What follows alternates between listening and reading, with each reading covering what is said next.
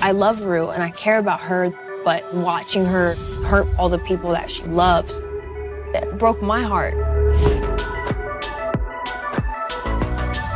Episode 5 has always been just a really difficult episode to tackle. And it shows, I think, the devastation addiction can cause, not only on the person who is dealing with it, but also the family that has to get them help.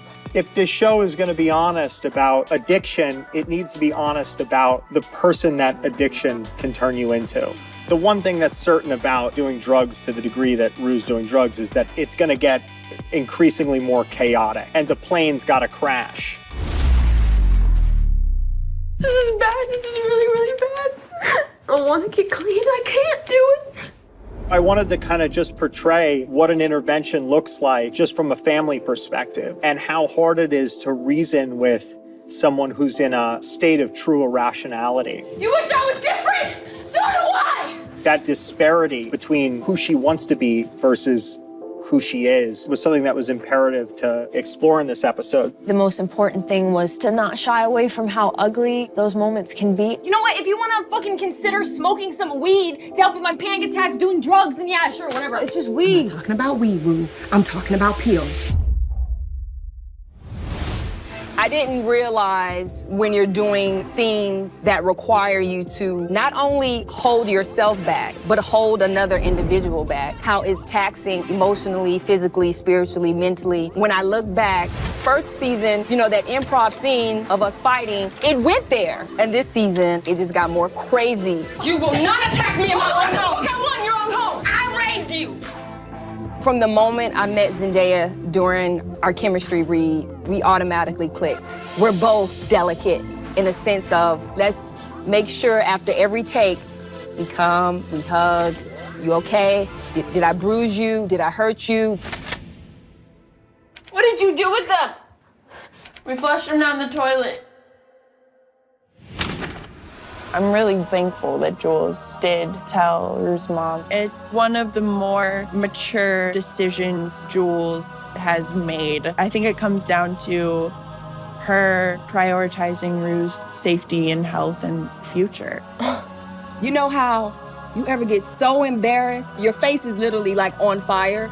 And in that moment, Zendaya nailed it. I could see her whole face just crack. You know, I have a lot of regrets, but I gotta tell you, Jules, meeting you has got to be at the top of my list. At that point, someone who is in deep pain has no healthy way to communicate that to anybody. Jules doesn't have a lot of people, and Rue's always been there, and potentially losing her as a person in her life is not up for debate. It's got to be one of the most painful, difficult sort of experiences, feeling like you're helpless to save someone that, you know, you love more than anything. Why would you say anything?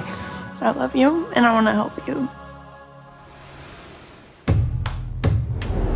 It's a very bold structural choice to have an episode that starts as claustrophobic, intense family drama, and then you flip it and it turns into a foot chase. Action! Can't do this.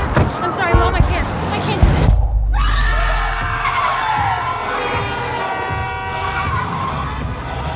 We always look at what best serves the narrative, and this was an episode that we wanted to be flexible with, and we wanted to be able to move around it in whatever way, given that it's such a performance-heavy episode. I just let it unfold in the way that it would unfold in that situation. We just took it one page at a time and really worked on the blocking of the scene, and we thought the flexibility of handheld and a slightly more verite approach would really benefit it. Everything okay, miss? Totally. Where you headed? Home. Excuse me? I'm headed. Basically, the entire episode is like Rue on the run, right?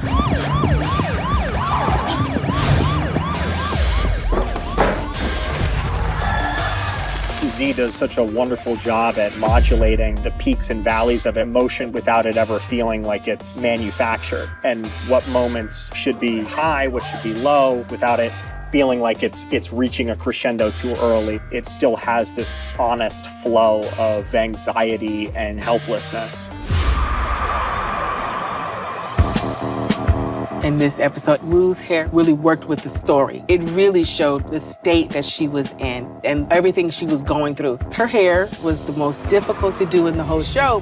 Difficult because there's not much that I had to do with it, but definitely making hair not look glamorous when you have a glamorous, beautiful person, it's hard work. So sometimes she would walk in the door, just her having her natural hair, it's perfect. There's emotional reasons behind the characters' hair and makeup. We didn't want to shy away from the ugliness and the reality of being in that mind space as her emotional state just gets messier and messier and messier. Gia, can you pay attention and help me find your sister? We're going through dark times in this season, so all the glimmer of hope or the little giggles or laughs that we can have, I think is very important.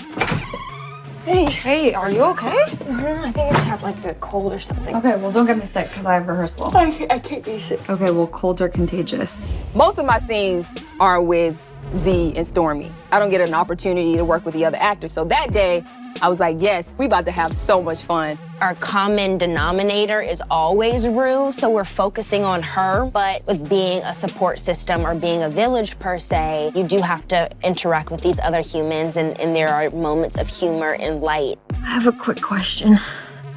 What? How long have you been with Nate Jacobs? Are you kidding me? It's been a very bittersweet, heartbreaking storyline. I have to have so much anxiety as Cassie because Cassie knows at some point it's going to come out. Maddie is going to find out. I did not expect that. Like with Cassie, she really felt like Maddie's best girlfriend that they, could relate to her on so many levels. And so, she has a lot of rage. Okay. Literally gonna get violent. No, there is no need to get violent, okay? Because we are having an intervention. The intervention scene was very funny and also extremely dark and really sad. And that's kind of what makes it such a well-rounded show. There's lightheartedness in the seriousness. We explore all of it, and I think that really helps with the messaging, what these kids are going through.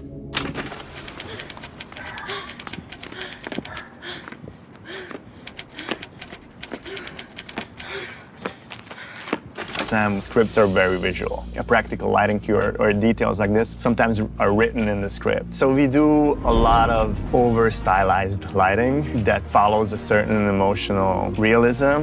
I'm looking at a lot of contemporary photography is definitely a guidance for me. Like, for example, Nan Golding, the photographer, her work was a big inspiration in terms of color palette or just the way she approaches her subjects. We were shooting that episode for about a month, and just to see Z continue to build upon the rage and the anger and the withdrawal that follows and consistently push it narratively forward, I think was one of the more impressive things that I've witnessed her do. I think the spirit of the Euphoria is always empathy, is always to see people from their own eyes and try to feel what it's like to exist in somebody else's head. There's obviously parallels that I have in my own life to Rue, so it wasn't hard to imagine how that situation would unfold. There's a mother sitting there at a kitchen table having spent the whole night looking for her daughter. It's ultimately, I think, something we forget about addiction is the impact that it has on families. As a parent, I can't imagine being on the other end of something like that. And so I think just ending on Leslie and the relief of knowing that Rue has come home and allow for the empathy of the episode to be reconfigured at the end.